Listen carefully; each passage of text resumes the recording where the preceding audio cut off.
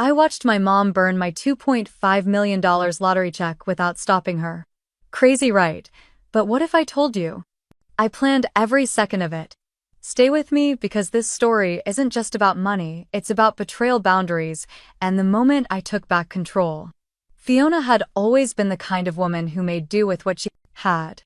At 34, she lived in a modest one-bedroom apartment on the edge of town tucked between a laundromat and a flower shop that had seen better days. Her job as an administrative assistant at a dental clinic paid just enough to cover rent, groceries, and the occasional movie night when the budget allowed. Fiona wasn't unhappy, exactly. She was used to quiet evenings and counting pennies.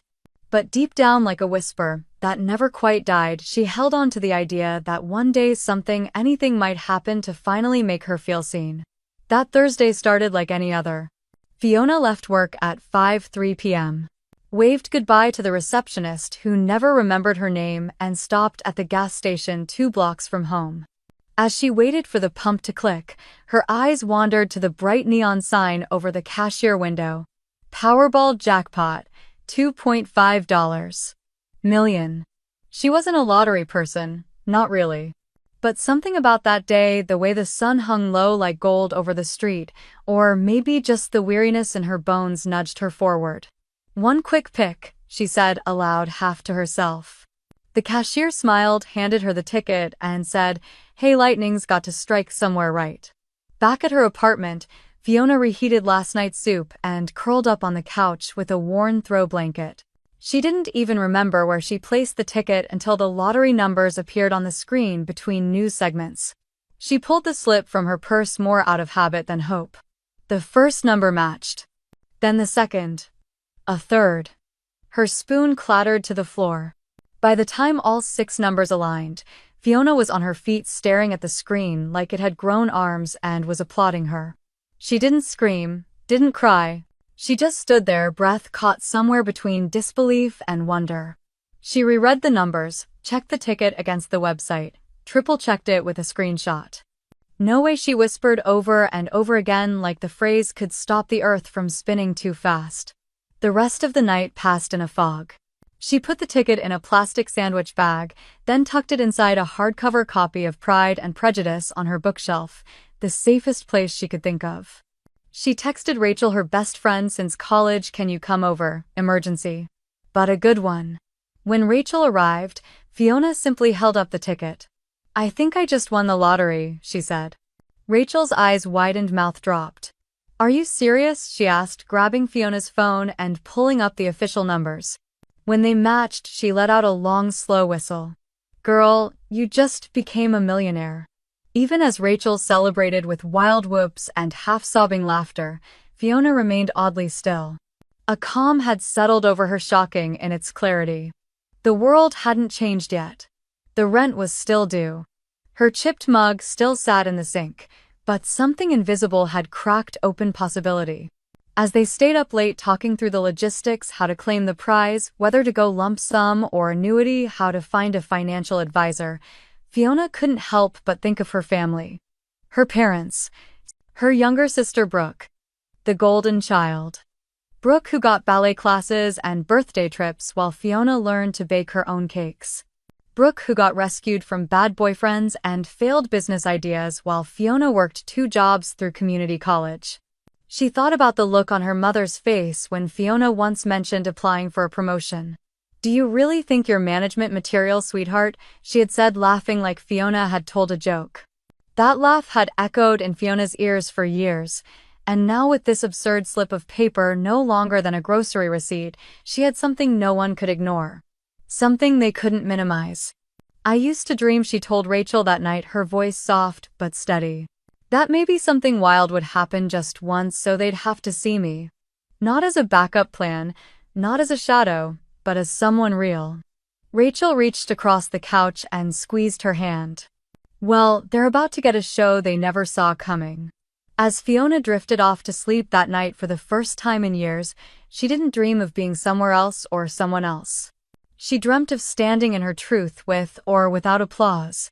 Lying in bed later that night, Fiona stared at the ceiling, the shadows of the window blinds casting soft lines across the room. She remembered being 12 sitting at the dinner table with a crayon-drawn Mother's Day card in her hand waiting to give it to her mom.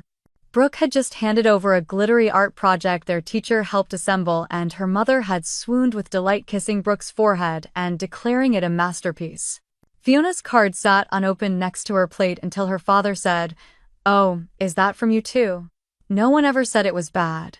They just forgot it existed. That moment, small, ordinary, unintentional, had wrapped itself around her ribcage for years. It was never about grand betrayals, she realized, but about being consistently invisible in the spaces that should have seen her most clearly. Tonight, holding that lottery ticket, Fiona felt the weight begin to shift. Not because the money validated her worth, but because for the first time the universe had whispered directly to her. "You matter." Not because she gave. Not because she smiled quietly, but simply because she was. Fiona had imagined this moment 100 times: the unveiling of her news at the family dinner table, their eyes widening, her mother, perhaps dropping a fork in disbelief. Her father standing to clap her on the back in rare approval. In those daydreams, her sister Brooke would be gracious for once, maybe even a little humbled, but reality has always had its own script. Sunday dinners were a tradition in the Wallace household, though for Fiona they had long become rituals of invisibility. The table, though wide, always seemed to shrink when it came to making room for her voice. Still, she arrived early that evening out of both habit and a flicker of hope that maybe for once it would be different. She helped her mother in the kitchen, slicing carrots and arranging place settings, the lottery ticket folded in her wallet like a secret burning through the leather. Her heart thudded in her chest, a strange mix of nerves and defiance. "You're humming," her mother remarked absently while seasoning the roast. "That's unusual." Fiona smiled, brushing off the comment. "Had a good week." They made small talk until the others arrived, her father punctual as ever, and Brooke fashionably late in a silk blouse that likely cost more than Fiona's monthly rent. Once they settled at the table and the usual pleasantries dissolved into the clatter of silverware, Fiona took a breath and spoke. "I have some news," she said, trying to keep her voice even. "I won the lottery. $2.5 million. For a moment, there was nothing but the sound of chewing. Then her mother gasped and clutched Fiona's hand. "Oh my God, sweetheart, that's incredible." Her father let out a sharp whistle. "Well, would you look at that?" Even Brooke seemed momentarily stunned. "Seriously, you wow." Fiona allowed herself one breath of that rare air: recognition, surprise, even joy. But it evaporated faster than she expected. Her father leaned forward. "You know," he said, tapping his fork against his plate, "this could be perfect timing." Fiona's stomach sank. For what she asked, though, she already knew. Brooke shifted uncomfortably. "Dad." He continued anyway. "Brooke's business, her boutique, has been struggling a bit. Not her fault, just the economy. But with a little help, she could really turn it around." Her mother nodded enthusiastically. "She's got such a great vision, Fiona. She just needs a bit of capital to get her footing again." Fiona blinked. "I just told you I won the lottery and you're already asking for a bailout." Brooke raised her hands in mock innocence. "It's not like I'm asking for half, maybe just enough to clear my debt and boost marketing. $80. Oh, zero would do it." $80,000, Fiona repeated. "That's not a small favor." Her father frowned. "It's family." "Is it?" Fiona said, setting her fork down. "Because I've been in debt for 10 years and no one passed the hat around for me." Her mother's face tightened. "That's not fair. We've always tried to support you both equally." Fiona laughed, quiet, bitter. "No, you supported Brooke. I managed myself. And now that something finally good happens to me, I'm supposed to hand it over because she failed again." Brooke looked wounded. "You don't have to be nasty about it." "I'm not being nasty," Fiona said. "I'm being honest. Every time she stumbles, someone cushions the fall. You never asked what I'd do with the money. You just assumed I'd give it away." Her father sighed, disappointed. "You've always been so independent, Fiona. I thought you'd understand that family means lifting each other up." "No," Fiona replied, her voice sharpening. "You thought I'd keep lifting while she kept climbing." The room fell quiet. Her mother blinked rapidly. Brooke's face hardened. Fiona stood her chair, scraping softly against the floor. This isn't about money. It's about always being the second thought. The after plan. The responsible one who doesn't need praise or support because she'll figure it out. Well, I did. And now that I have you want a piece. She looked each of them in the eye. For once, I want to be the one who doesn't have to explain herself. Who doesn't have to justify needing or wanting something just for me. She walked to the door, her voice low, but steady. I'm not a checkbook. I'm not a fixer. I'm your daughter. And tonight I finally know my place at this table outside it. She left without another word, her footsteps calm, her heart breaking, but also rebuilding itself in the silence that followed. Fiona thought maybe the tension would die down after that Sunday dinner. Maybe the message would sink in that her money was hers and she wasn't an extension of someone else's emergency plan. But by the following morning, her phone was already ringing at 7:30 a.m. A call from her mother that began without so much as a hello. I've been thinking, her mother said, her tone clipped like someone correcting a child. You must have been overwhelmed last night. That's understandable. But I hope now that you've had time to reflect, you realize how important it is to support your sister. You're in a unique position to change her life. Fiona stayed silent for a beat, then said simply, I'm not giving Brooke anything, and ended the call before she could hear the inevitable gasp of disapproval. Later that day, a text came in from her father. We're organizing a family meeting to discuss the plan. Sunday, 6 p.m. Don't be late. Fiona laughed out loud. Not a chuckle, but a disbelieving dry laugh that left her feeling hollow. A family meeting. As if this was a company and she was the CFO who had to report to a board of directors. She typed a quick reply. I won't be attending. My financial decisions are mine alone. No response. But at exactly 5:58 p.m. that Sunday, her phone rang again, a video call from her father. She let it ring. Then another from Brooke. Then a long text thread from her mother filled with veiled guilt and short phrases meant to pierce. We raised you better. Family helps family. You're not thinking clearly. Fiona didn't reply. She turned off her notifications and took a long silent walk instead. Each step felt like stepping further away from something rotten, something tangled in years of polite silence and emotional neglect. She realized the moment she said no, she became the villain. Not because she had changed, but because she had stopped playing the role they wrote for her. 2 days later, the guilt campaign escalated. Her aunt called her, clearly coached by her parents, and began the conversation with, sweetheart. I know this is a confusing time for you. Confusing? No, Fiona thought. What's confusing is the fact that no one had asked her a single question since she'd won. Not how she was feeling or whether she needed help navigating the legal side of things. Not if she felt safe or overwhelmed or scared. Just, can we have some? She wanted to scream, why has no one asked if I'm tired? Because she was. Tired of being the good one. The strong one. The dependable daughter who could be ignored for years and then expected to fund someone else's rescue mission without hesitation. She wanted someone to ask, are you okay? Not, can you write a check? Instead, what she got was a scheduled intervention. Her mother texted again that weekend. We'll all be at the house Sunday at 4 p.m. You should come. We've created a draft proposal for how the money could be best allocated. It's very fair. Your sister spent a lot of time on it. Fiona's fingers hovered over the reply. Then she typed, this isn't a group project. My life is not up for allocation. And still they didn't stop. Brooke sent an emotional voice memo. Her tone was syrupy, sweet, but the words stung.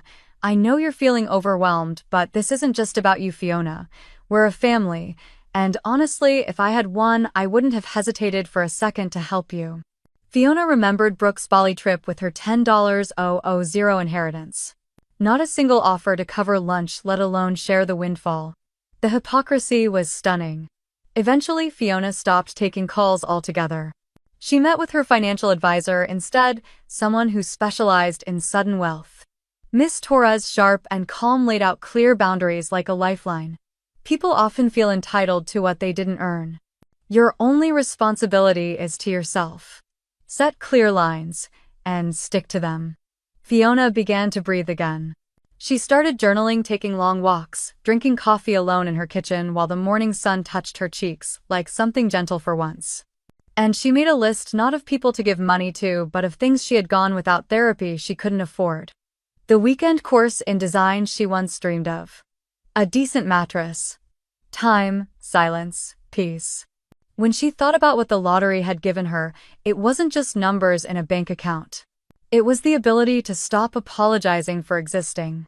It was the audacity to say no and mean it. It was the power to build a life without asking for permission. As Fiona walked through the quiet neighborhood one evening, she felt the weight of memories pressing in on her like thick humidity. Every step echoed with unspoken history, years of being overlooked, of being the background character in her own life story. She passed by the elementary school where she'd once won a district-wide essay competition. She remembered clutching the certificate with pride, rushing home to show her parents only to find them beaming at Brooke's new painting on the fridge. "You wrote something." "That's nice," her mother had said, not even lifting her eyes. Fiona had smiled tightly and tucked the certificate into her desk drawer. It stayed there for years. That memory, long buried, rose now like an old bruise pressed too hard. It wasn't about the money. It never was. It was about not being seen. Not being chosen. Not once, not even by accident. She paused at a bench near the community garden and sat down, pulling her coat tighter around her. Her phone buzzed in her pocket again. Another message. This one from Brooke. A photo of them as kids, arms around each other, both grinning. Brooke, missing a front tooth, Fiona, with scraped knees and gap-toothed laughter. Underneath the message, "Remember when we were best friends? I don't know what happened to us, but I miss you, and I hope we can figure this out. Love you." It was almost touching, but even now the image was carefully curated, strategically timed. Fiona could feel the strings behind the words. She knew this tactic well, emotional disarmament disguised as nostalgia. Still, her heart ached. Because yes, they had once been close. Before the hierarchy had been carved in stone. Before she learned that proximity didn't mean priority. She opened her notes app and began typing, not a reply but something for herself. A letter she'd never send. "Dear Brooke, I do remember. I remember believing you were my best friend. I remember believing that maybe one day I would matter to Mom and Dad the way you did. That if I worked hard enough, stayed quiet enough, helped often enough, I would earn it. But that day never came. And now that I've said no once, you all act like I've committed treason. You call me selfish. But where was your concern when I was working double shifts to pay off student loans? Where was the family meeting when I had no heat in winter because I couldn't afford the bill? You want a part of something I've finally been given after a lifetime of being invisible. And you don't ask how I am. You ask how much I'll give. That's what hurts the most. Fiona." She stared at the screen for a long time before locking her phone. She wouldn't send it. Not yet. Maybe not ever. But it felt good to write it. To put it down. Her truth didn't need their approval to exist. And for the first time in years, Fiona felt like she was starting to reclaim her own voice. Not the people-pleaser, not the peacemaker, but the woman who finally understood that love without respect is a chain, not a gift. As she stood up from the bench, Fiona whispered under her breath, "Not my responsibility," and let the words settle in her bones like a quiet, powerful vow. Fiona stood at the threshold of her apartment and immediately knew something was off. The door was locked as it always was, but the air felt wrong. Like silence had been disturbed and stitched back together too quickly. She stepped inside, cautiously, her senses alert, and then she heard them, low voices coming from the living room. Her stomach turned. She dropped her bag by the door and moved quietly toward the sound. And there they were. Her mother and father. Standing over her coffee table, a small metal bin between them. Flames flickered inside it. "What the hell?" She started, rushing forward. Her mother looked up, startled, and took a step back. Her father didn't flinch. "It had to be done," he said, as if it was the most natural thing in the world to break into your daughter's apartment and set fire to her property. The smell of burnt paper was thick in the room. Fiona stared at the charred remains in the bin. It was the oversized lottery check, the ceremonial photo prop from the announcement day. The one she'd tucked into a drawer like a keepsake. "You burned the check?" she asked, blinking, almost amused. It's for your own good, her mother cut in, eyes wide with misplaced righteousness. You are being unreasonable. This forces a reset. Fiona let out a small breath, almost a laugh. Not because it was funny, but because it was insane. You broke into my home, she said calmly, voice like tempered glass. You used the spare key I gave you 3 years ago when I had the flu. You never returned it. It's still our family, her father said, as if that justified the trespassing. And we had to intervene. You weren't thinking clearly. The money has gone to your head. Fiona shook her head slowly. You think that check was the real payout? She asked, lips curling into something between a smile and a smirk. You really believed you could destroy my claim by burning a souvenir? For the first time, doubt flickered in her father's eyes. Her mother frowned. What do you mean it's just a prop? Fiona said coolly. A fake. For the press. The real money has already been wired into a secure account. With two-step verification and physical ID protocols. You destroyed a piece of cardboard. The color drained from her mother's face. Her father's mouth opened slightly as if searching for a retort but finding none. Fiona didn't move. She didn't shout, she didn't cry. She stood still in the center of the room, calm as ice, letting the weight of their failure settle into the silence. I'm calling the locksmith today, she said after a pause. You're never getting into this apartment again. Not with a key, not with guilt. You're overreacting, her mother said quickly, desperation, replacing the confidence from moments earlier. This is just a misunderstanding. No, Fiona said, voice firm but quiet. This is clarity. You didn't burn the check because you were confused. You did it because you thought if you could destroy the symbol you could control me. Her father took a step forward. You always were dramatic. Fiona met his gaze. And you always were entitled. The words hung in the air like frost. Brooke appeared in the doorway, seconds later carrying takeout. Oh, she said, freezing mid-step. You're home. Apparently I should have expected guests, Fiona replied without looking away from her parents. They broke in. They burned the ceremonial check. Thought it was real. Brooke's eyes widened. I didn't know they were going to do that, she said quickly. They told me we were just going to talk to you again. You were all complicit, Fiona said, finally turning to her sister. Maybe not in action, but in assumption. You all thought this was negotiable. She walked slowly toward the door and held it open. Get out. Her mother opened her mouth to protest. Fiona raised a hand. Leave now or I file a police report for breaking and entering. And I will press charges. Her parents hesitated only for a second, but the look in Fiona's eyes was not one they'd ever seen before. They gathered their coats in silence. Brooke paused in the doorway, guilt in her expression. You're being cruel, she said. Fiona answered without hesitation. Cruel as walking into someone's home uninvited and trying to burn down their future. This is me finally choosing myself. When the door shut behind them, Fiona locked it, both the knob and the deadbolt. Then she leaned back against it, feeling the tremble in her spine begin to fade. Her hands were steady, her breath slow. She walked over to the burnt remains, took a photo for documentation, then opened a window to let the smoke out. The air was sharp with ash and betrayal, but also strangely clear. That night, she called her lawyer, then her bank, then the building security. She scheduled the locks to be changed, ordered a new intercom code, and added her unit to the no visitor access list. By morning, her world was secure again, and for the first time in years so was she. Fiona didn't change her number, but she stopped answering. She didn't block them. She wanted to know what was being said, but she no longer felt compelled to respond. Every new message from her parents or Brooke only confirmed what she had finally begun to understand: their concern was conditional, their love tied to usefulness. She wasn't a daughter in their eyes, she was a resource. So, she did the one thing she had always been afraid to do: she cut the cord. She didn't send a dramatic announcement, she simply fell silent. And then she began to build. The next morning, she contacted the attorney her financial advisor had recommended, a woman named Miss Hartley, who specialized in wealth protection and family legal conflict.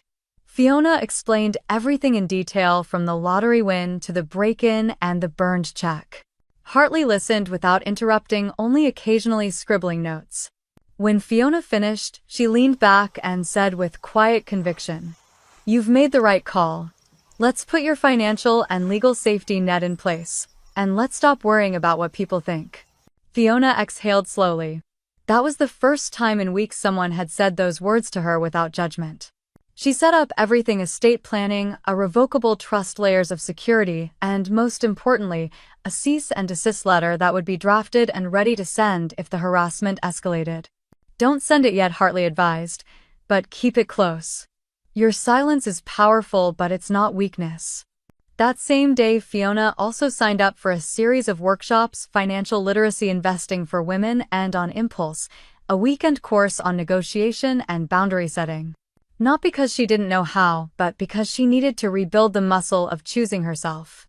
By week's end, she'd also seen a therapist for the first time in over a decade. "I don't want to be angry," she said, clutching a tissue in her lap. "I just want to be free."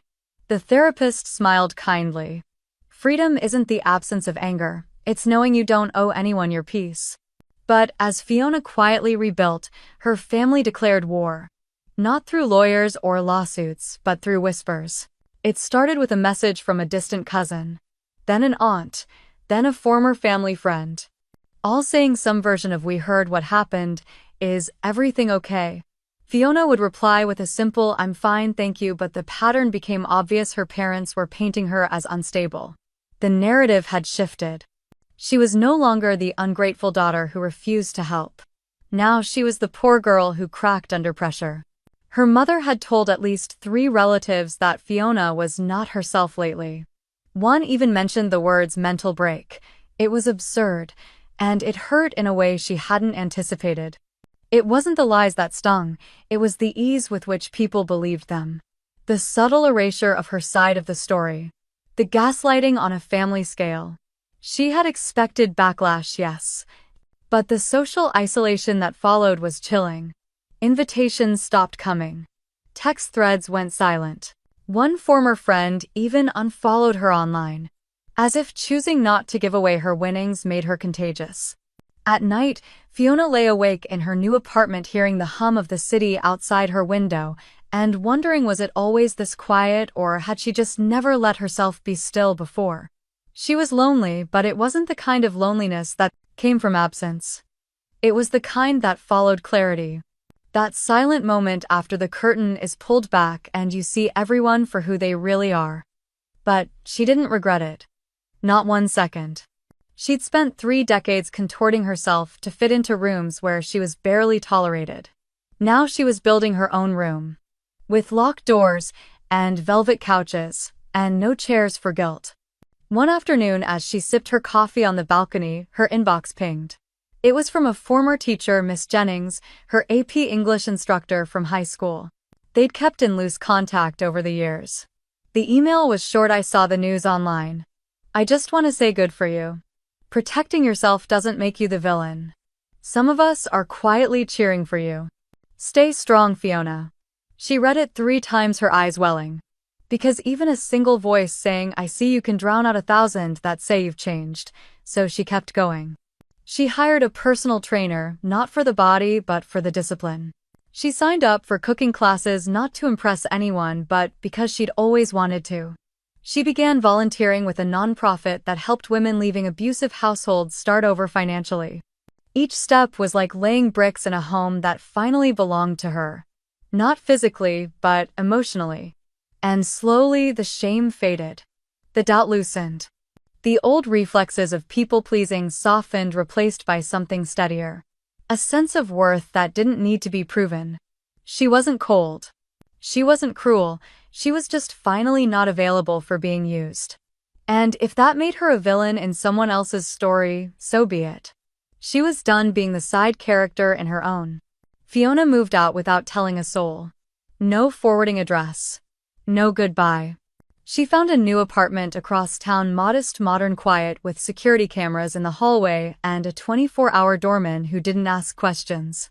She changed her number, closed her old email, and deactivated every social media account she'd ever used. Not because she was afraid. Because she wanted peace. She wasn't hiding, she was protecting what she'd rebuilt. What she now knew she deserved. She kept the curtains drawn for weeks. She let herself sleep in without guilt, cook meals that had no audience, read books she had forgotten she'd wanted to read. The silence that once scared her now felt sacred. A soft, steady background for a life no longer dictated by obligation. One morning, as light pooled onto her kitchen counter, she opened her laptop and typed "female financial advisors near me." The search yielded dozens of results, but one name stood out: Margot Lee. Young Asian American background in nonprofit finance and glowing reviews from other women who praised her clarity and integrity. Fiona made the appointment, heart oddly fluttering. It felt like a date with her future. Margot was sharp and unpretentious. She didn't talk down to Fiona, didn't assume she wanted luxury or status. "What do you want this money to do for you?" she asked in their first meeting, pen poised but eyes steady. Fiona paused. "I want it to keep me safe," she said finally, "and I want it to matter." Margot smiled. "Then we'll start with those two goals." Together they built a plan. Fiona paid off the rest of her student loans and set aside enough in an emergency fund to breathe without panic for the next 5 years. They created diversified investment portfolios, quiet, conservative, low risk. "We'll grow it like a tree, not fireworks," Margot explained. And Fiona nodded. That was exactly the kind of life she wanted now. At the same time, she started therapy with Dr. Serena Brooks, a warm, soft-voiced Black woman who spoke with the authority of someone who had seen generational pain and helped women climb out of it. "Your family taught you your worth was tied to what you gave," Dr. Brooks said during their second session. "But love isn't a transaction. It's a resting place. You've been trying to earn your right to exist. Now you're unlearning that." Fiona cried more than she expected. But with each tear, something loosened. A lifetime of tightness she hadn't known she'd been holding. By the third month in her new life, Fiona did something unexpected. She bought a whiteboard. She mounted it in her kitchen and wrote in big capital letters, "Freedom is my first investment." Underneath, she began listing ideas. Not for businesses, for impact. What could she do with this windfall that didn't just serve her but planted something for others? And that's how the idea began. A small education fund for women between the ages of 18 and 30 focused on financial literacy and autonomy. She remembered being that girl working late nights Googling what is compound interest on her cracked phone, too afraid to ask anyone because the world had already assumed she should know. No one had ever explained it. Just like no one had ever explained how to say no or how to protect your boundaries when they're called selfish, the foundation wasn't flashy. There was no gala, no press release. Just a simple website built with a template and filled with her own words. "We believe every woman deserves the right to understand her money, trust her gut, and walk away when something doesn't feel right. This fund is for the woman who's been taught to apologize before she speaks. We're here to say you don't owe them everything. You owe yourself a life." She funded the first year entirely by herself and began partnering with community colleges, libraries, and women's shelters. The workshops were small, 8 to 12 women in folding chairs eating granola bars and nodding silently as the facilitator explained credit scores, debt traps, and salary negotiations. Fiona attended the first one in the back row. She didn't speak, she just watched. One girl, barely 19, raised her hand and asked, "So, it's not normal for my boyfriend to take my paycheck?" Fiona swallowed the lump in her throat. That was why she was doing this. She wasn't rich to buy a Tesla. She was rich to make sure that girl never had to ask permission to leave. She began journaling again, something she hadn't done since college. In one entry she wrote, "I used to think freedom looked like a penthouse and a first-class ticket. Now I know it looks like leaving a job without begging. Like saying no to a family gathering that makes you shrink. Like not explaining your choices to people who never listened." The press never found her. Her family, at least for now, had stopped trying. Maybe they were embarrassed. Maybe they had moved on to spinning a new version of the story.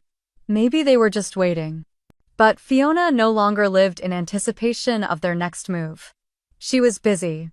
She was learning to bake bread, taking long walks, trying watercolor, discovering that she liked instrumental jazz and hated folding laundry and preferred black coffee over lattes after all. She was slowly, steadily rediscovering who she had been before the expectations settled over her like wet wool. She didn't need to forgive anyone right now. She didn't need to make peace with people who still believed she owed them something. What she needed, what she was giving herself, was the quiet joy of not being needed by anyone who didn't see her, and that she realized was the greatest wealth of all. Fiona hadn't thought about Brooke in weeks. Not deeply. Not in the old aching way. There were flickers when she saw a woman in a pink scarf like the one Brooke used to wear, or when a certain song played that reminded her of summer drives with the windows down, but they passed like shadows across her peace. She didn't miss the drama. She didn't miss the manipulation. But sometimes in the quiet of her new apartment, she wondered what it would have been like to have a sister who saw her. Really saw her. So when she opened her inbox one Thursday morning and saw the subject line from Brooke, her breath caught just slightly. The message preview read, "You don't have to read this, but I hope you will." She hesitated. Her thumb hovered over the screen. Then she tapped. The email wasn't long. No dramatic paragraphs, no tears in text form. Just honesty.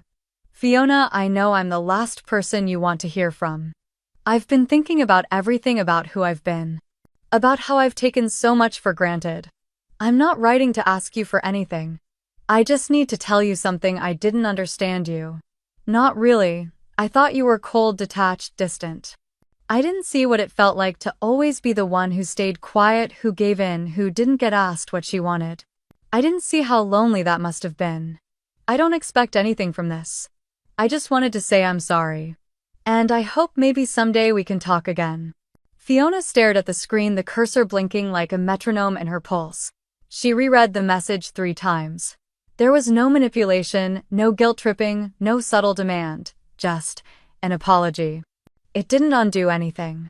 It didn't return the years lost to favoritism or erase the bitter dinners where Fiona's accomplishments were invisible beside Brooke's drama. But it was the first time in decades that Brooke had acknowledged the imbalance. Not with excuses. With humility. Fiona didn't cry, she didn't rage, she simply sat with it. Let it breathe. Let herself feel the tangle of reactions without trying to untangle them. Later that day, during her weekly therapy session, she read the email aloud to Dr. Brooks. "She says she's sorry," Fiona said, folding her hands in her lap. "And I think she means it. I don't know what to do with that." Dr. Brooks tilted her head thoughtfully. "What does your gut say?" "My gut says I'm not ready to respond. And that I don't owe her forgiveness just because she finally acknowledged the truth. But I also don't want to stay angry. I don't want to hold this forever." "That sounds like wisdom," Dr. Brooks said gently. "Forgiveness isn't a light switch. It's a boundary with grace." That night, Fiona lit a candle and poured a glass of wine. She sat on her balcony watching the city lights flicker like constellations. The email echoed in her mind, not as a demand but as a door. One she didn't have to walk through yet, one she could simply leave ajar. She opened her journal and wrote, "Maybe I don't need to reopen the past to let it rest. Maybe I can honor the apology without erasing what I've learned." A week passed. Then, 2. Brooke didn't send another message. There were no follow-ups, no pressure. And somehow that made it easier to believe she was genuine. Fiona finally replied. The message was short. "Thank you for your email. I appreciate you reflecting on the past and acknowledging how it impacted me. I'm still processing everything and I need more time before I consider what a relationship between us might look like in the future. I wish you well in the meantime." She didn't sign it with love. She didn't promise anything, but she sent it with clarity and without malice. And when she hit send, she felt no guilt. No regret. Just a strange, quiet pride. Because for the first time she was choosing something for herself that didn't require burning bridges or rebuilding them. She was simply walking her own path. With her values intact. She didn't tell anyone about the email, not even Rachel. It felt private, sacred in its own way. A reminder that healing didn't always have to be loud. Sometimes it was a soft shift inside the decision to release resentment without forgetting the reason it existed.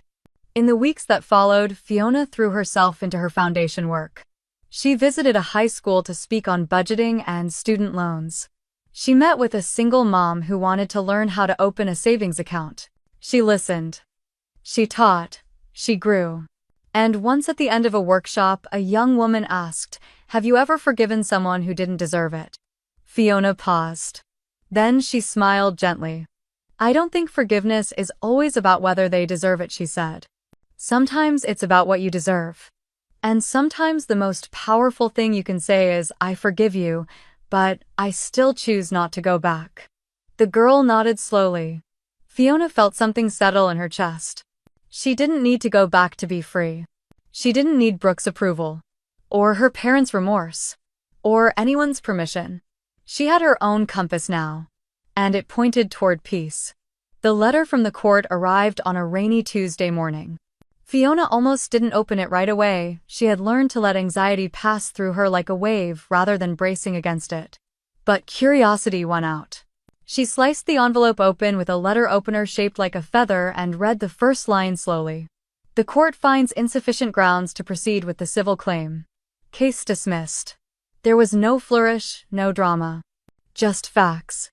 Her parents had in a last-ditch effort tried to sue for financial coercion after realizing the lottery money had changed hands entirely without their benefit. They cited emotional distress, family betrayal, and even suggested that Fiona had promised them a portion, though no such promise had ever existed. But the court saw through it. There was no case, just entitlement. And with that it was over. Fiona folded the letter and slid it into a folder labeled closure. She made no calls. No social media posts, no triumphant texts. She didn't even tell Rachel until the weekend. It felt sacred, almost private, this clean ending. Not because it was satisfying in the cinematic sense, but because it gave her what she had truly needed all along, proof not to them but to herself that she had done nothing wrong. News traveled fast anyway. Within days, extended family members who had once sent veiled messages about keeping peace began to go silent. Her Aunt Helen, still her quiet supporter, texted to say, "Your parents are overwhelmed." Apparently they took out another loan to cover Brooke's latest shortfall. "She's defaulted on payments. It's not looking good." Fiona read it, then put her phone down. She didn't reply right away. She went for a walk instead. The city was beginning to bloom into early spring. Small tulips pushed through sidewalk planters. Children in rain boots stomped puddles on the edge of the park. Fiona moved slowly, deliberately, feeling the breeze on her skin. Not numb. Not triumphant. Just whole. At a bench under an old tree she sat and let herself think. There was no joy in their downfall. She felt no vindication watching the story of their deaths unfold from afar. If anything, there was grief, not for what they were going through now, but for what they had chosen to become. Her parents, who had once seemed like solid structures in her childhood, had revealed themselves to be houses built on sand. Their love had conditions. Their loyalty had strings. And their dignity had been gambled on control. But Fiona didn't want revenge. Not anymore. That part of her had burned out the day her mother dropped a match into a trash can full of false hope. What she wanted now was what she had fought for quietly, steadily, since the day she won the lottery: peace. Not silence born of defeat, but quiet earned through boundaries. She could have gone to the press. She could have aired every detail: the broken locks, the trespassing, the burned check, the manipulative texts. But she hadn't. And now she understood why, because telling the world wouldn't have changed her truth. And she no longer needed the world's validation. That evening she journaled one line that would stay with her for years. "I didn't win over them. I won over the version of me that would have begged to be loved anyway." Her days settled into calm.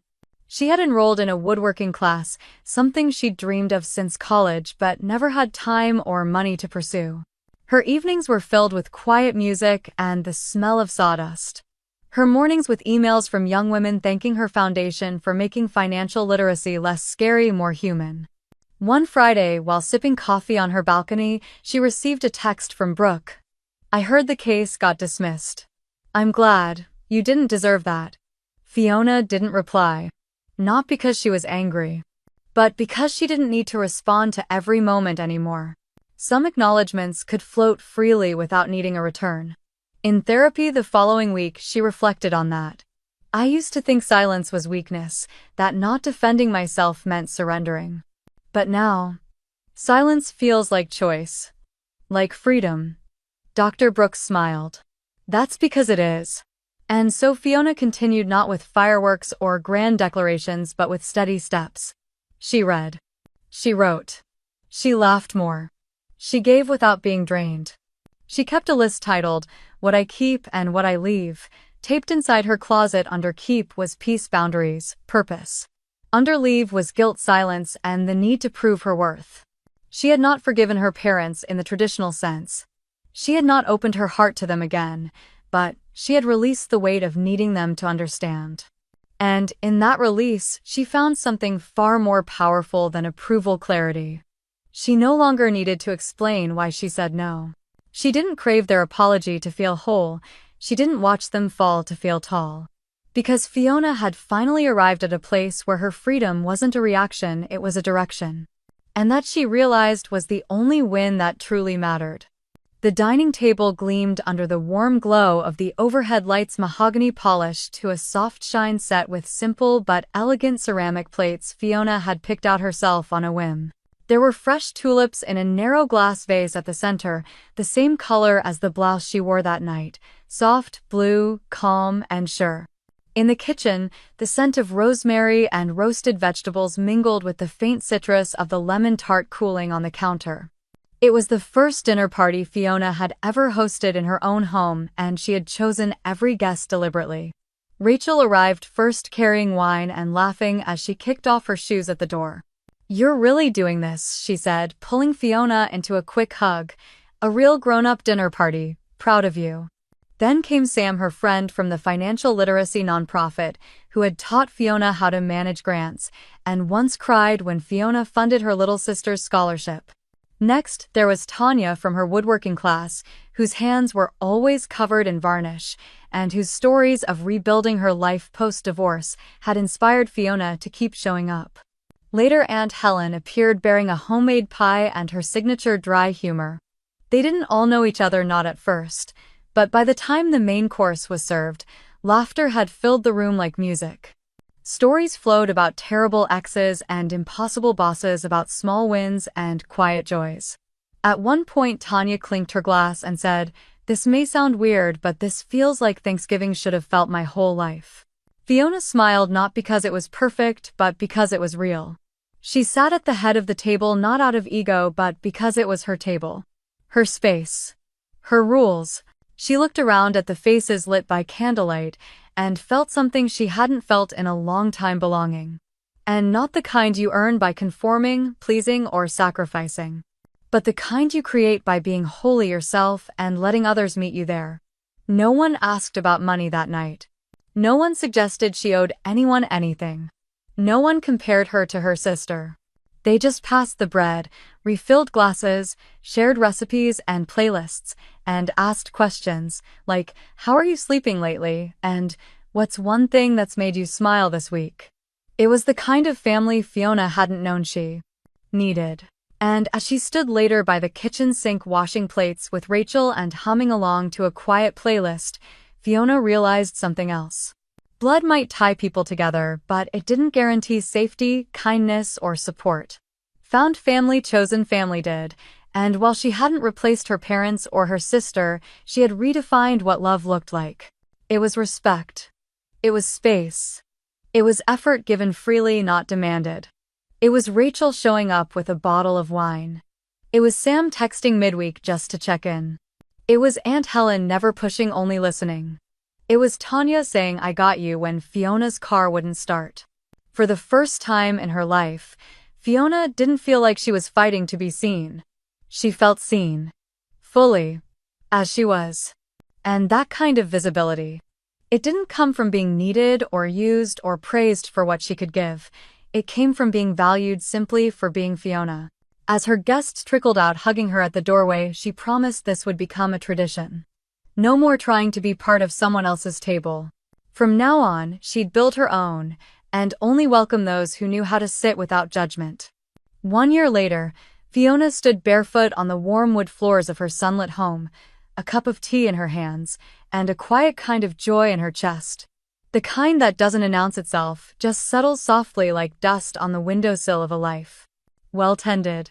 Outside the trees were blushing gold, a sure sign autumn had arrived. Inside, her new life had taken root not as a prize she won but as a garden she learned to grow slowly, deliberately, with trembling hands and unapologetic courage. Her home was modest, a one-story house tucked near the edge of a sleepy town by the lake, not far from where she grew up but a world away in spirit. It had taken months for her to feel safe again, to not look over her shoulder every time she walked to the mailbox, to trust silence instead of fearing what it hid. On her desk beneath a stack of grant proposals for her foundation sat a letter, handwritten, sealed, waiting. It was addressed simply to me, age 25. She had written it a week ago, but waited until today, her 35th birthday, to read it aloud. Alone but not lonely, she unfolded the paper and began. Dear Fiona, I know you're tired. I know you're wondering if trying so hard will ever be worth it. I know you're questioning whether being good, being quiet, being responsible will ever mean being loved. Here's what I want you to know.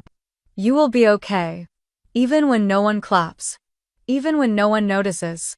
Even when the people you love the most turn their backs. You will survive the disappointment, the silence at the dinner table, the ache of always coming second. And one day, on a completely ordinary Tuesday, you will buy a lottery ticket, not for hope but for habit. And that moment, small as it seems, will be the beginning of everything changing. But this letter isn't about money. It's about who you'll become when no one's opinion can buy your loyalty anymore. You'll learn to walk away without slamming the door. You'll learn that saying no doesn't make you cruel, it makes you whole. You'll grieve the family you never really had. Then you'll build one that sees you truly. People who ask how you're sleeping. Who show up without needing a reason. Who sit at your table because they choose you, not because they expect something from you. There will be moments you'll want to scream, to set the record straight, to prove you were right all along. But you won't. Not because you're weak, but because your peace will matter more than being understood. You won't fix everything. But you'll stop needing to. You won't be everyone's daughter, everyone's sister, everyone's savior. But you'll finally be your own person. And trust me, she's worth knowing. With love from the other side of the fire, Fiona. She folded the letter and placed it in a wooden box labeled "Keep Only What Matters." The box also held a photo of her and her best friend Rachel hiking the cliffs of Oregon, a feather from a bird that had landed on her windowsill the day she received her first grant approval, and the small crumpled receipt from the gas station where she had bought the winning ticket. Each item a chapter. Each memory a mile walked away from who she had to be toward who she had chosen to become. She walked out onto her porch, the tea now lukewarm but still comforting, and watched the early morning unfold. A jogger passed by with a golden retriever, and the dog barked once as if in greeting. Across the street, an elderly couple sat reading newspapers in their rockers. None of them knew what she had gone through. None of them needed to. The story was hers now, not for proving, not for performing. Just for holding. Fiona had come to understand that some stories don't end with dramatic conclusions. Some just settle. They exhale. And in their stillness they become sacred. She no longer felt the need to explain to people why she had disappeared for a while, why her family was no longer part of her day-to-day life, or why she didn't post much online. Peace, she had learned, was private. The foundation she started had grown steadily.